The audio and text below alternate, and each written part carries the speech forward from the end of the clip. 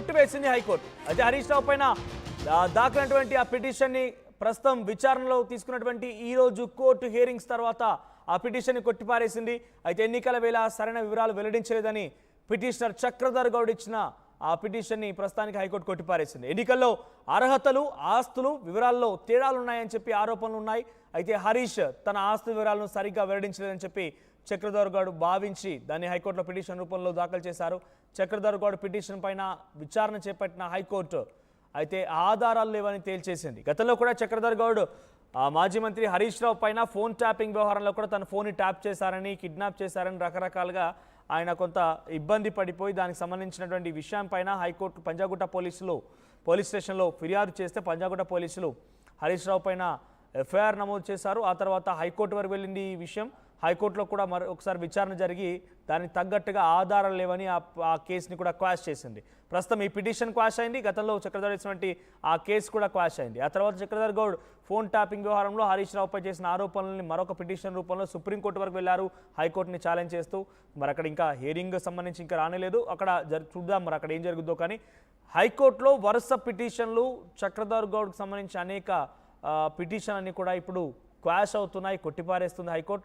దీనికి సంబంధించి మరిన్ని అప్డేట్స్తో మా ప్రతినిధి మధు సిద్ధంగా ఉన్నారు. మధు, హరీష్ రావు పైన గతంలో ఫోన్ ట్యాపింగ్ వ్యవహారంలో కూడా చక్రధర్ గౌడ్ ఒక కేసు నమోదు చేస్తే కేసు ఆధారితంగా ఎఫ్ఐఆర్ నమోదైంది. హైకోర్టు వరకు వెళ్ళింది. హైకోర్టు ఆ కేసుని క్వాష్ చేసింది. ఇప్పుడు తాజాగా ఆయన సంబంధించినటువంటి ఎన్నికల అఫిడవిట్లో కూడా తప్పుడు ఆస్తులు, తప్పుడు అర్హతలు సూచించారని చెప్పి అంతా పూర్తిగా లేవని చెప్పి చక్రధర్ గౌడ్ పిటిషన్ దాఖలు చేస్తే ఈ పిటిషన్ కొట్టివేయబడింది.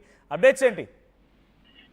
ఎగ్జాక్ట్లీ, అంటే రాజకీయ కక్ష సాధింపు చర్యలు చేపడతా ఉన్నారు నా పైన అనేటువంటిది హరీష్ రావు టీం చెప్పే ప్రయత్నం చేశారు. ఆయన ఎమ్మెల్యేగా ఎన్నిక చెల్లదంటూ హైకోర్టులో వేసినటువంటి పిటిషన్ ని కొట్టివేశారు.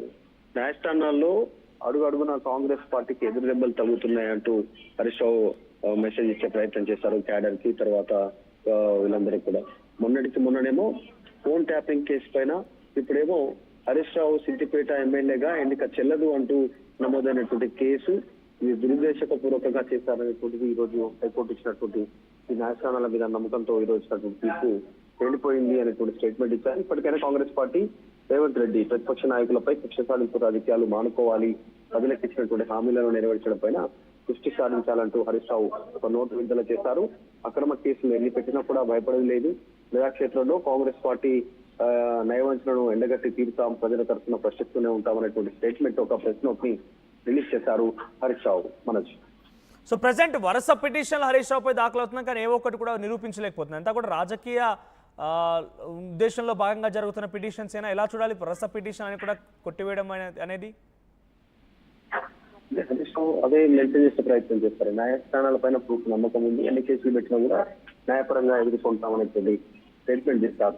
ఇప్పటికైనా కేసులు అక్రమ కేసులు పెట్టడం మానుకోవాలంటున్నారు. వాళ్ళు క్లెయిమ్ చేస్తుంది ఏంటంటే పెట్టినటువంటి 2 కేసులు కూడా గతంలో పెట్టినటువంటి ఫోన్ ట్యాపింగ్ కి సంబంధించినటువంటి వ్యవహారంలో పంజాగుట్టలో నమోదైనటువంటి కేసు, తర్వాత ఇప్పుడు సిద్దిపేటలో ఎమ్మెల్యేగా ఎన్నిక చెల్లదు అంటూ గతంలో ఇచ్చినటువంటి నమోదైనటువంటి దానిపైన తీర్పు రావడం పైన ఆయన చెప్పారు. అంటే అక్రమంగా కేసులు పెడతా ఉన్నారు ప్రతిపక్ష నాయకుల పైన అనేటువంటి హరీష్ రావు చెప్తా ఉన్నారు. రైట్ మధు, సో హరీష్ రావు పైన ఎన్నికల అఫిడవిట్లో తప్పుడు ఆధారాలు సమర్పించారు, అర్హతలు సమర్పించారు, ఆస్తుల వివరాలు తప్పుగా ఉన్నాయని చెప్పి హైకోర్టులో పిటిషన్ దాఖలైంది. ఆ పిటిషన్ పైన ఈ రోజు హైకోర్టు విచారణ చేపట్టి ఆ పిటిషన్ని కొట్టిపారేసింది. సరైన ఆధారాలు లేవని చెప్పి చక్రధర్ గౌడ్ దాఖలు చేసినటువంటి పిటిషన్ కొట్టిపారేయడం జరిగింది. గతంలో ఇదే చక్రధర్ గౌడ్ తన ఫోన్ ట్యాపింగ్ గురైంది, హరీష్ రావు ట్యాపింగ్ చేయించారని పంజాగుట్ట పోలీస్ స్టేషన్లో ఫిర్యాదు అందిస్తే ఫిర్యాదు ఆధారితంగా హరీష్ రావు పైన ఎఫ్ఐఆర్ నమోదైంది. ఆ తర్వాత కోర్టు వరకు వెళ్ళింది. కోర్టుకు వెళ్ళిన తర్వాత సరైనటువంటి ఆధారాలు లేవు అని చెప్పి అప్పుడు కూడా ఆ కేసుని క్వాష్ చేసింది హైకోర్టు. ఆ తర్వాత సుప్రీంకోర్టుకు వెళ్లారు, అక్కడ ఇంకా విచారణ జరగలేదు. కానీ వరుస పిటిషన్లు హరీష్ రావు పైన ఏ ఒక్కటి నిలబడలేకపోతున్నాయి. హరీష్ రావు పై నిజంగానే రాజకీయ కుట్ర జరుగుతుందా? హరీష్ రావు పైన కావాలని రకమైనటువంటి వ్యాఖ్యలు చేసి ఏదో రకంగా ప్రజల్లో తప్పుదో పట్టించే ప్రయత్నం చేస్తున్నారా? మీ అభిప్రాయం ఏంటి? కామెంట్ చేయండి.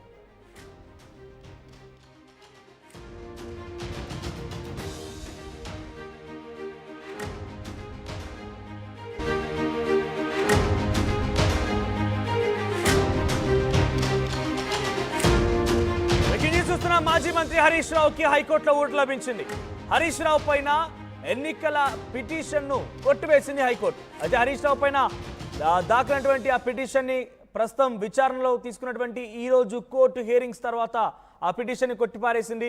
అయితే ఎన్నికల వేళ సరైన వివరాలు వెల్లడించలేదని పిటిషనర్ చక్రధర్ గౌడ్ ఇచ్చిన ఆ పిటిషన్ని ప్రస్తుతానికి హైకోర్టు కొట్టిపారేసింది. ఎన్నికల్లో అర్హతలు, ఆస్తులు, వివరాల్లో తేడాలున్నాయని చెప్పి ఆరోపణలు ఉన్నాయి. అయితే హరీష్ తన ఆస్తి వివరాలను సరిగ్గా వెల్లడించలేదని చెప్పి చక్రధర్ గౌడ్ భావించి దాన్ని హైకోర్టులో పిటిషన్ రూపంలో దాఖలు చేశారు.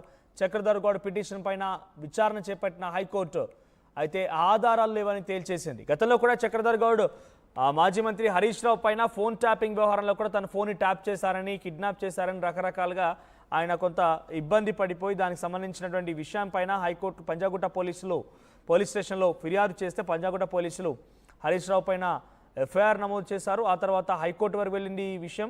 హైకోర్టులో కూడా ఒకసారి విచారణ జరిగి దానికి తగ్గట్టుగా ఆధారాలు లేవని ఆ కేసుని కూడా క్వాష్ చేసింది.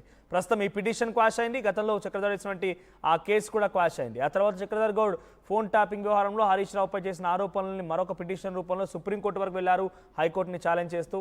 మరి అక్కడ ఇంకా హియరింగ్ సంబంధించి ఇంకా రానేలేదు. అక్కడ చూద్దాం మరి అక్కడ ఏం జరుగుతుందో. కానీ హైకోర్టులో వరుస పిటిషన్లు చక్రధర్ గౌడ్కి సంబంధించి అనేక పిటిషన్ అన్ని కూడా ఇప్పుడు క్వాష్ అవుతున్నాయి, కొట్టిపారేస్తుంది హైకోర్టు.